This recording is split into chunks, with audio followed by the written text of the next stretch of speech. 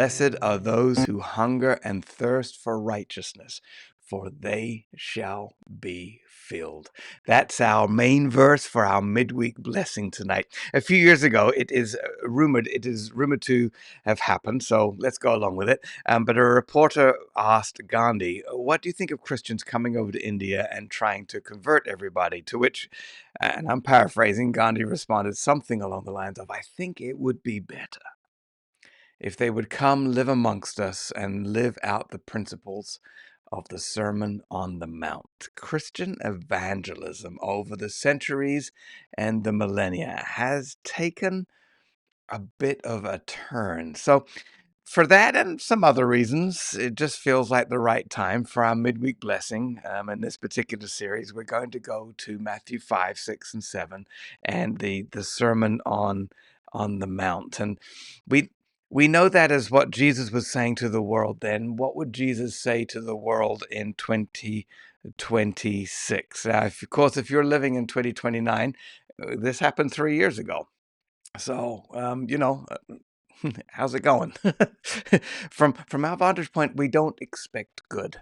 Um, but that's why one of the reasons we gather around something that on YouTube promotes itself as a midweek blessing. So here we are. You're welcome.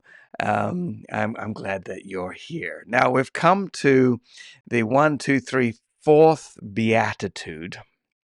And this one stands out for me. Let me tell you why. The first one, blessed are the poor in spirit, for theirs is the kingdom of heaven. Yeah, I get the poor in spirit. I have had poor in spirit moments, but the kingdom of heaven still feels a ways off. The next one, blessed are those who mourn, for they will be comforted. I am familiar with grief, but again, sometimes comfort feels elusive. The next one that we did last week, blessed are the meek, for they will inherit the earth. Okay, I understand the value and virtue of meekness. I have not inherited the earth. Tonight, blessed are those who hunger and thirst for righteousness, for they shall be filled. Now, I'm not filled all the time, but I tell you, there are moments when I am satisfied. That's often how translations will take this word. I'm filled up. I've eaten at the buffet of righteousness. And you know what? It feels good.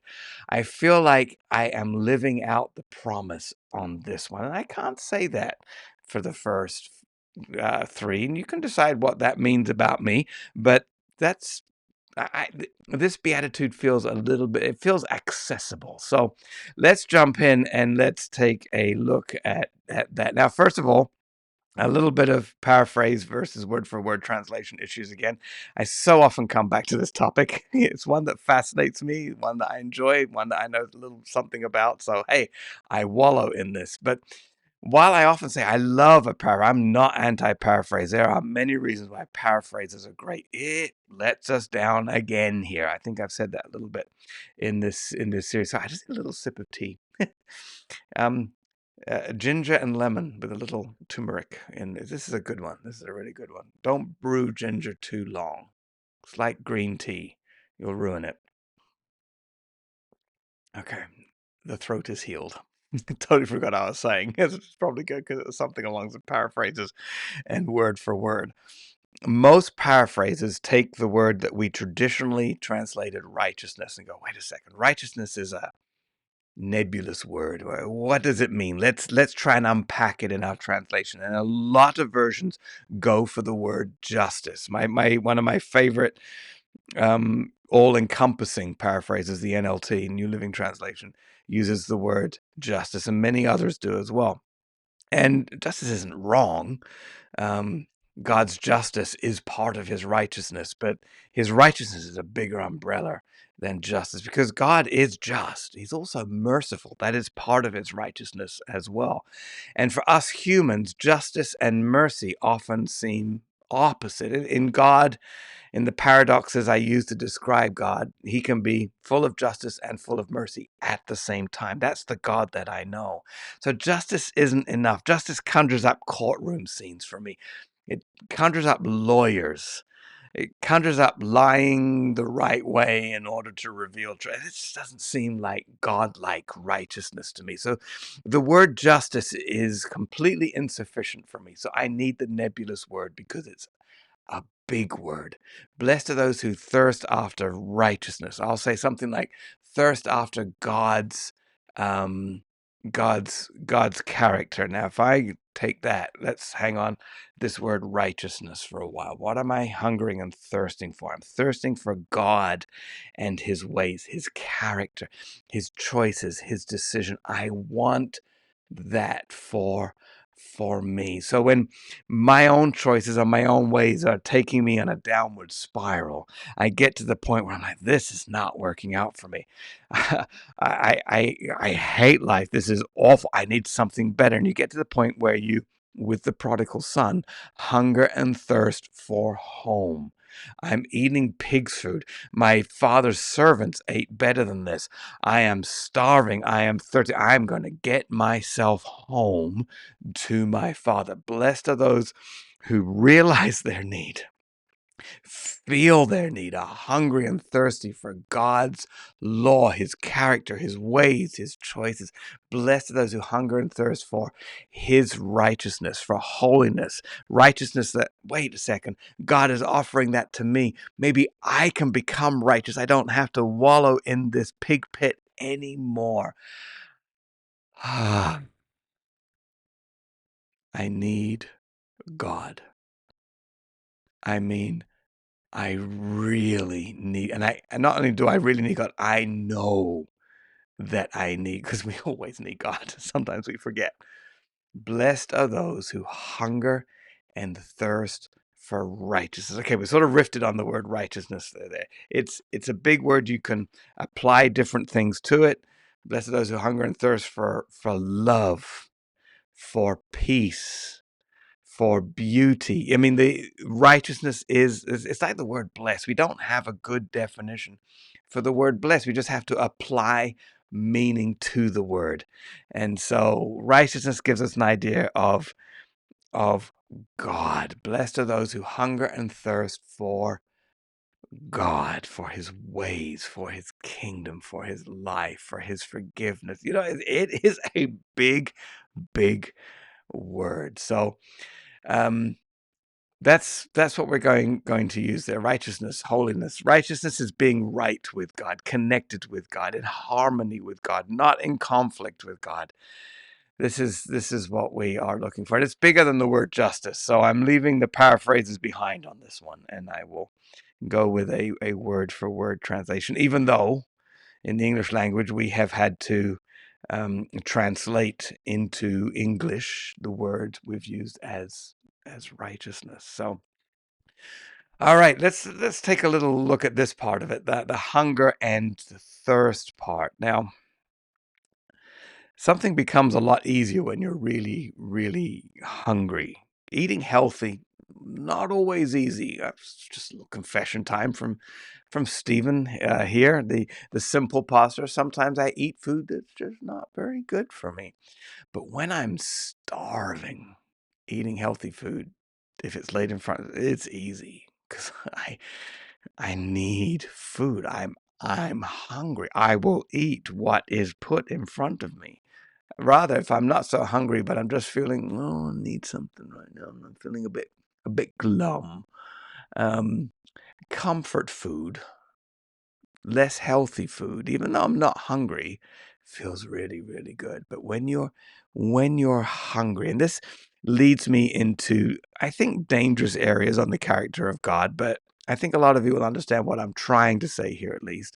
I wonder if maybe sometimes God creates hunger and thirst in us. Not hunger and thirst for food necessarily, but the conditions around us where we start hungering and thirsting for His righteousness. Could God work like that? Does He really make bad things happen so we realize, wait, our choices aren't working out? Or is it just merely consequences and we just get hungry and thirsty as a result of the situations we find ourselves in again? And we are hungry and we're like, I need home. I need the kingdom. I need God. I need his ways. Sometimes when you're in a real spiritual state and very disconnected from God, and you've wandered, and you're so far away, and you're just in a hapless state, and you start reading spiritual words, it can be incredibly satisfying. Instead of watching the junk you watch on TV, you suddenly find yourself something more stimulating, more noble, more righteous. You start reading things that uplift you. The music starts going like, this is connecting to me to God and all that is good. And we start feeling satisfied. And that's what this beatitude of Jesus, this blessing, is sharing with us from Jesus himself. And if you were a fisherman burdened with incredible Roman taxes where you could barely survive, this could be like, okay, it's all right. No matter the choices you've made, you've traded this for that, and you're like, I'm going to skip this part, and it's okay. When you are hungry enough, when you're thirsty enough, and you crave God enough, here you come. And God's blessings are right there with it. And the truth is same today, no matter what you're dealing with today, where circumstances, the pain, the confusion, the regret, the guilt that may be loaded on you, that makes you so hungry for God. The minute you start tasting, something is changing inside of you. Your circumstances are starting to lift. Blessed are those who hunger and thirst for righteousness, for they will be filled. In a moment of stress, say, Dear God, and just feel your body relax, be overcome with peace, and then keep going on that road, and you will fill up. Now, there's a danger with this one, because once you're filled, you're like, I don't need to eat anymore. I can go back to my old ways of doing things. They were fun. It was easy.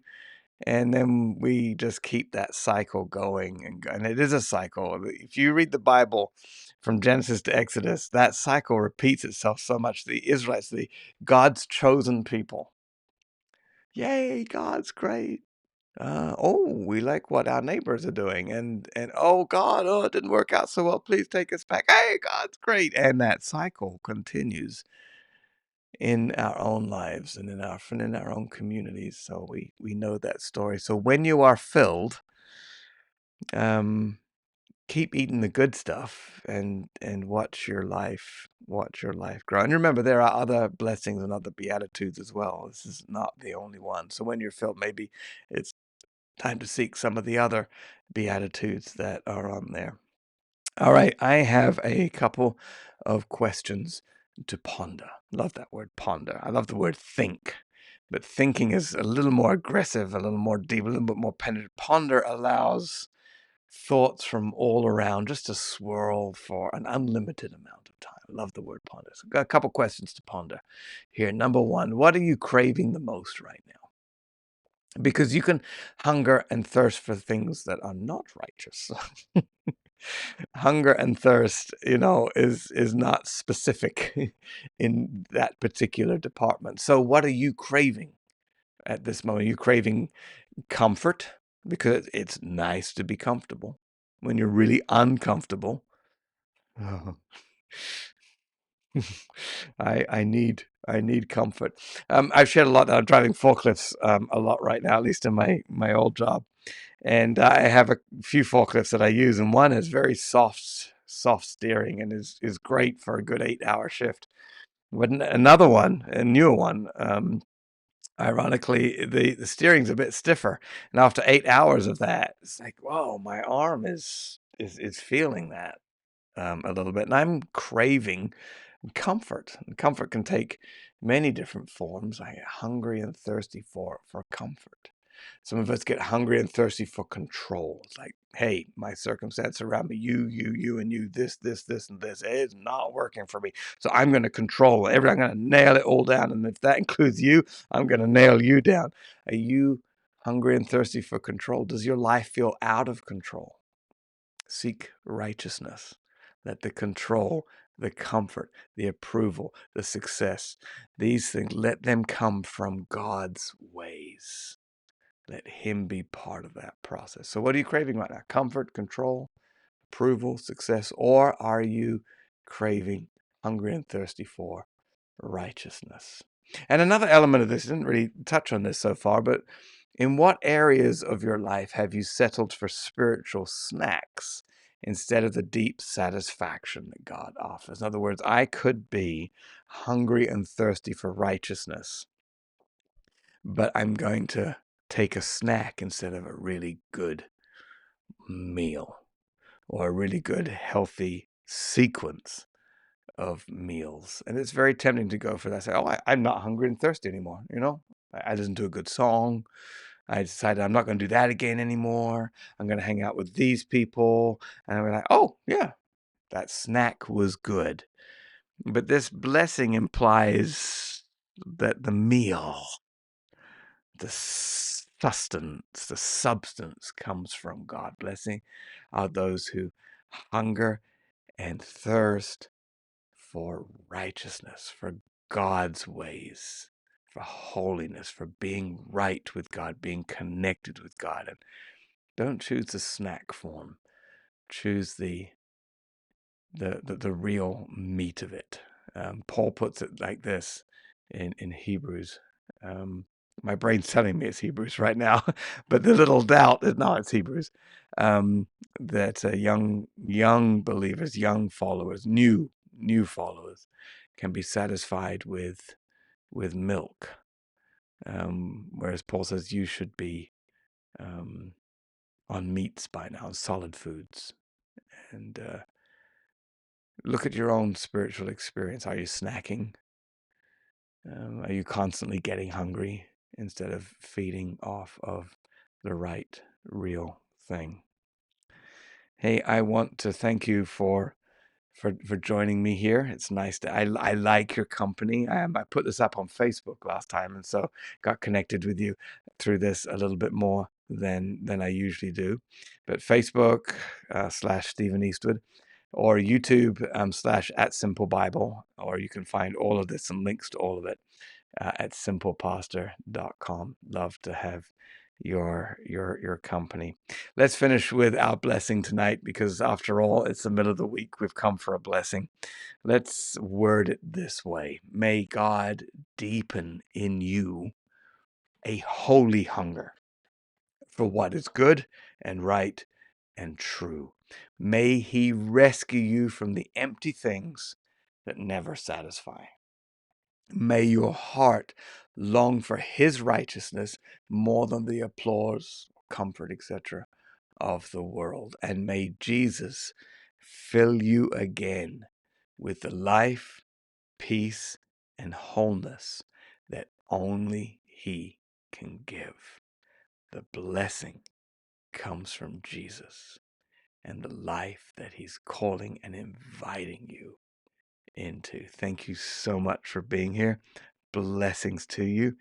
I'm not sure if I'm going to make it next week. I've got a busy, different weekend coming up, but I'll either be here in 1 or 2 weeks. How's that? That's the best I can offer right now. I like popping up every week, but I know I'm not going to make it on every single one of them. All right. Thank you very much. I can't find the button here where I need to say goodbye. I think it's coming up right here. All right. Thanks for joining me. Bye.